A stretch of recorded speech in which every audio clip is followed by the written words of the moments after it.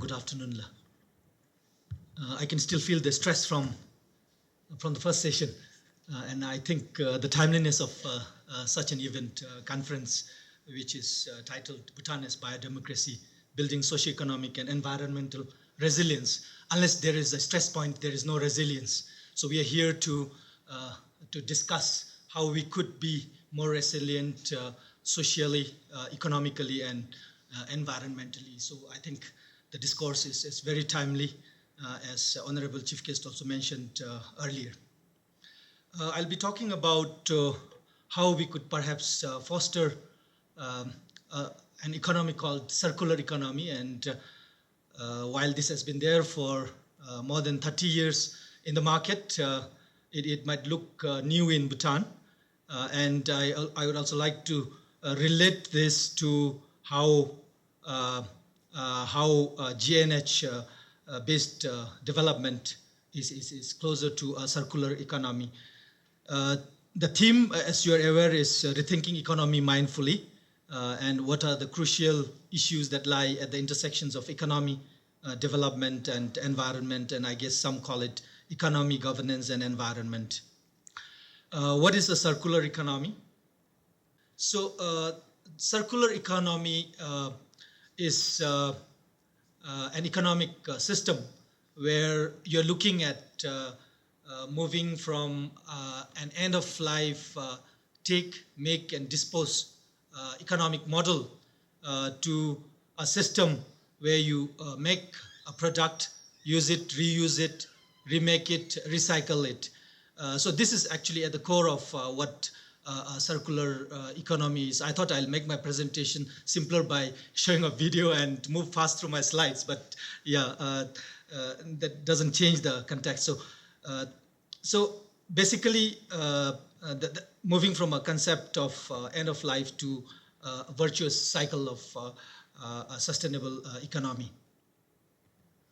And a situation where this creates more economic opportunities, employment opportunities, as well as the need, of course, of skilling, reskilling people. We heard Dr. Sige talk about artificial intelligence, Industry 4.0, which is disrupting the whole world, and the need for us to keep up with these changing times, and obviously also the need to come up with measures for us to be resilient economically, socially, and environmentally. Is there a thing called a GNH-based circular economy? I think there is. We have been, GNH has been there with us since the early 70s as an overarching development goal, and it continues to be the thread that intertwines the different governments that come into.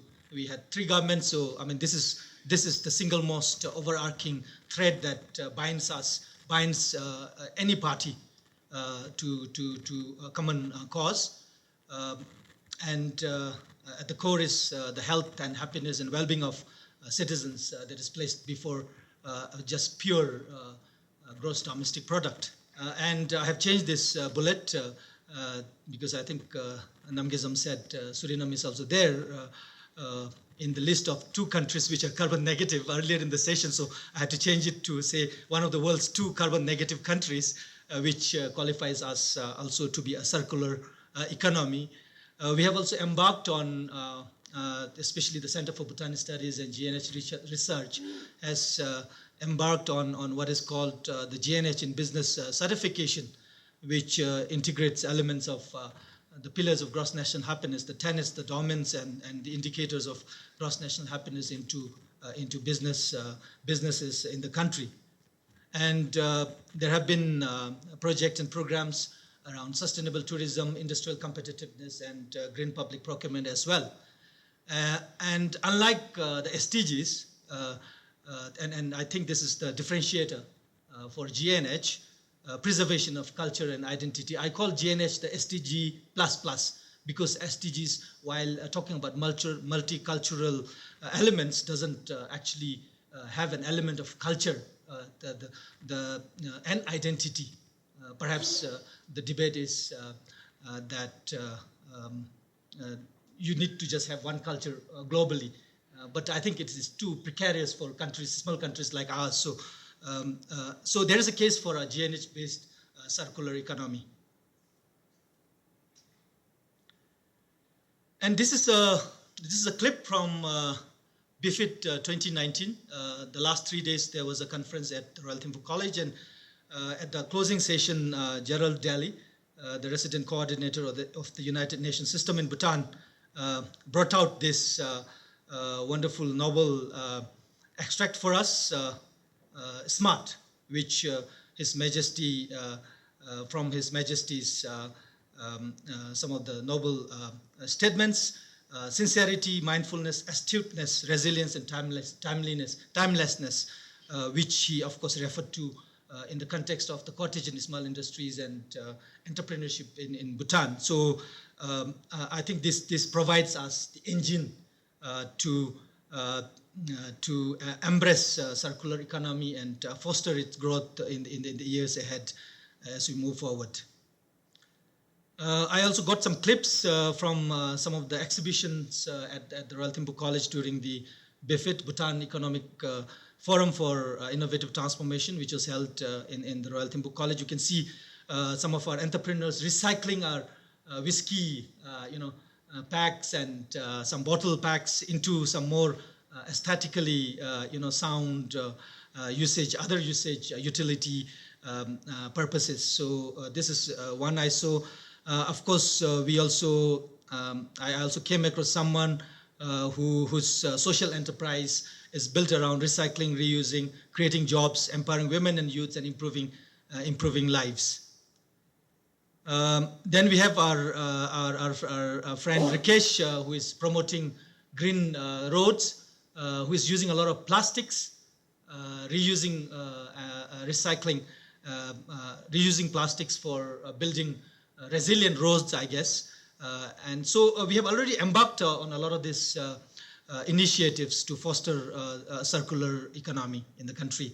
And our famous trashman Karma, the Greener Way guy who has changed waste management into a business, into a livelihood, that he has become a model for a lot of entrepreneurs now. So these are some examples of how we have embarked on a circular economy, of course founded on the bedrock of the tenets of cross-national happiness.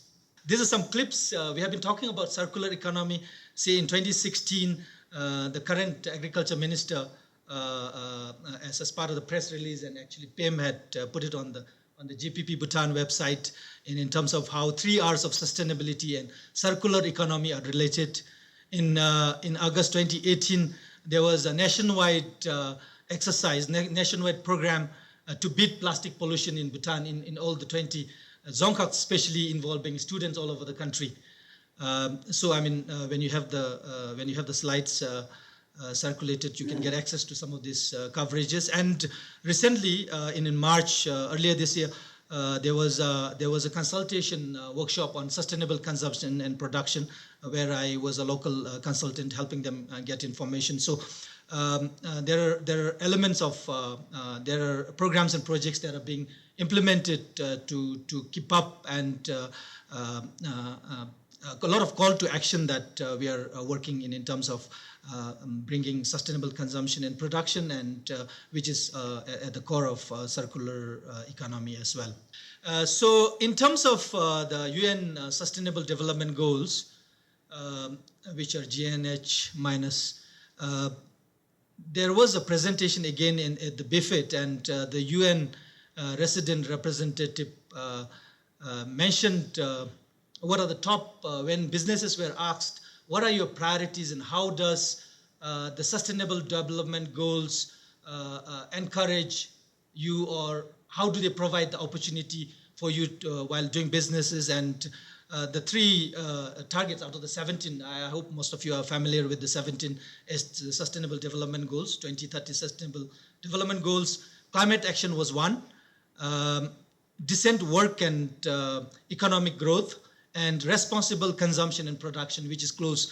And she said, actually, decent work and economic growth, the response was about 79% of the businesses responded. That was the highest of the 17 sustainability development goals. So the most popular among businesses actually, followed by climate action, which was, I think, we can closely relate to the Bhutan for Life presentation as well. And the final one, the responsible consumption and production, which I mentioned in terms of the sustainable consumption and production strategies that are being implemented in Bhutan. List popular business priorities where zero hunger, no poverty, life below water.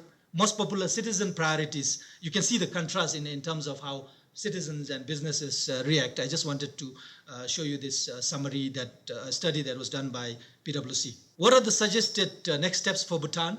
And again, this is related to the consultation workshop that was that took place in March this year.